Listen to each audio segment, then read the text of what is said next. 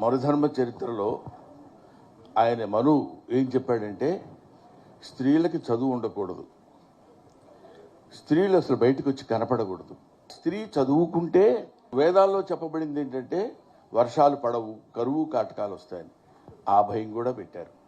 ఎంతవరకు స్త్రీ జాతిని అణగదొక్కాలో అంతవరకు అణగదొక్కుతూ వాళ్ళు పైకి రాకుండా ఉండాలని కోరుతూ వాళ్ళకు ఒక వ్యక్తిగతమైనటువంటి అభిప్రాయం ఉండకూడదు.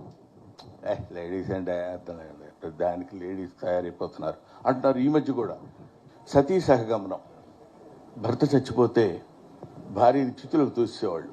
ఇప్పుడు ఆ నమ్మకాలు దేవుడి దయ వల్ల లేవు. ముక్కు పచ్చలారని ముద్దు బిడ్డలు, చిన్న పిల్లలు, ఆడపిల్లలు, బాల్య వివాహాలు ఉండేవి. చిన్నపిల్లల్ని తీసుకెళ్ళి పెద్దవాళ్ళకి ఇచ్చి వివాహం చేయడం. పుత్తడి బొమ్మ పూర్ణమ్మ అనే స్టోరీలో ఏం చెప్తాడంటే, మీరు జాగ్రత్తగా పరిశీలించండి, 10 ఏళ్ళు 9-10 ఏళ్ల పిల్ల పసికందు, దానికి ఏమీ తెలియదు.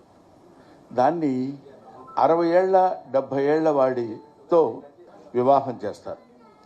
వివాహం చేస్తే ఆ వివాహం చేసిన వాడికి అంతకుముందే భార్యలు ఉన్నారు. ఆ భార్య చచ్చిపోయింది. భార్య లేకుండా వీడు చచ్చిపోతే వీడికి స్వర్గప్రాప్తి ఉండదు. కాబట్టి